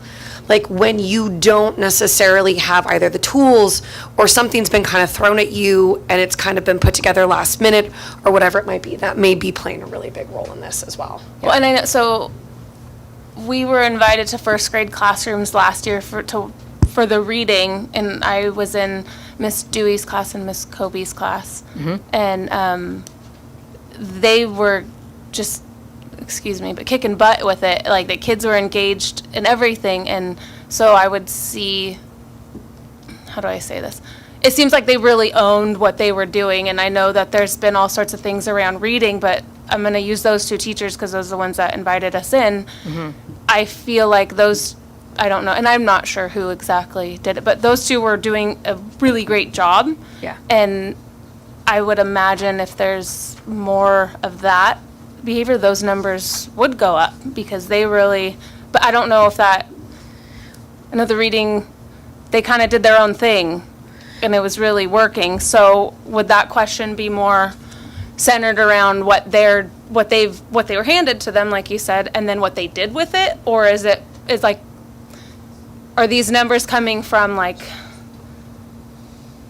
what we're being handed and I don't really know what to do with this because this isn't working, where they are modeling a really great example of it? So that's a great perspective. I don't really know because I'm only into my second year, but I would say in that example, they piloted what they wanted to do, and it was based on some pretty great research. They had some pretty amazing results. And at the end of the year, our literacy committee chose, we had a discussion around it. I had the final decision, but we had some discussion around what would be like a good something to put in place. And so we are implementing K2, a very similar program. In fact, a lot of the materials we're using are similar to what they were using in first grade. I truly I don't know what the magic is, but I think when a teacher is hugely engaged in what she or he are doing, that energy just comes out. So I think that's probably a really good example, maybe. Yeah. And I told my staff as well, when we implement a program, we have to, we have to look for the parts that are working and the parts that are not, and go from there. And we're not going to necessarily see the results that quick, but we have to, yeah, we just have to be in that place like our teachers were in first grade last year. And then if we're frustrated or it's not working, we've got to come back together and find out, what do we need more PD? What is it that we need to make this work? Or is this truly a program we have to scrap and try something else? So just keeping that dialogue going and that teacher engagement going too. So, yeah.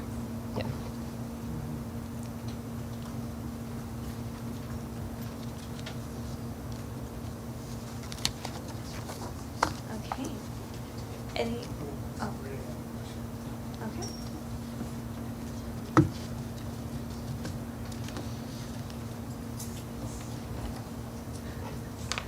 Renee Duvander, high school teacher. The other thing that's missing from your chart is the Sonoma County data and the national data. Because I think what we are also facing is a problem at the secondary level that they're experiencing everywhere. And that's a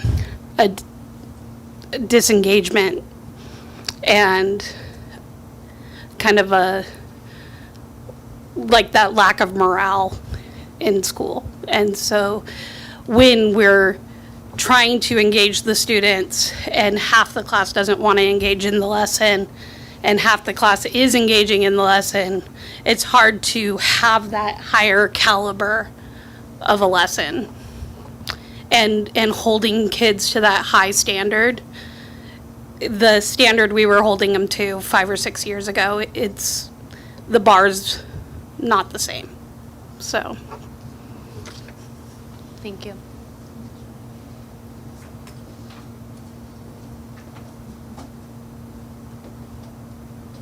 Any other questions or discussions? It sounds like we're doing a cycle of inquiry at Jefferson.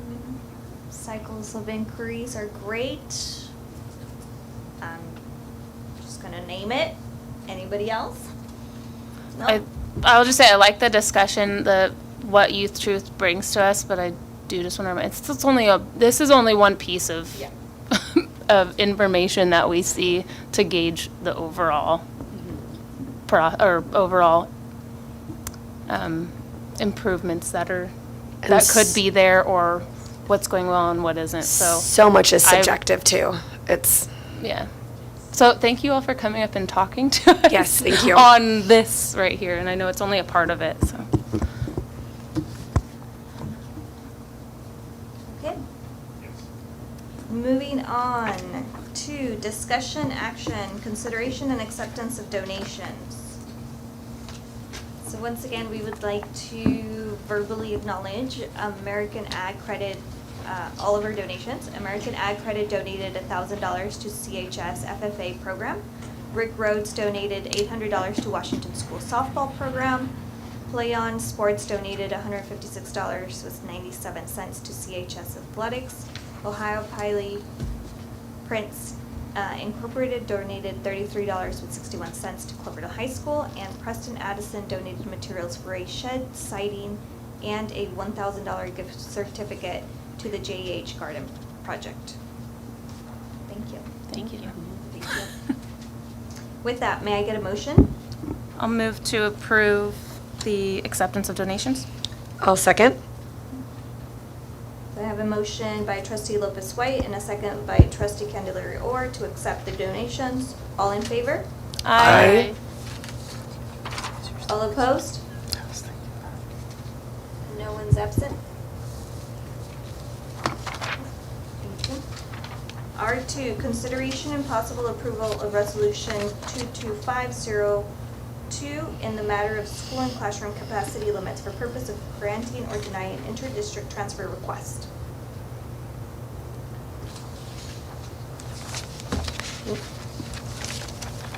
I'll make a motion to approve.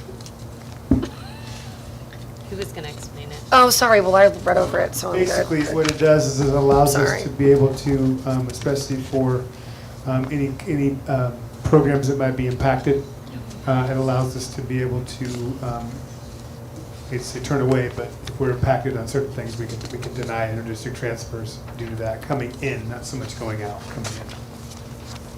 With that, may I get a motion? I would like to make a motion to approve, please. I'll second.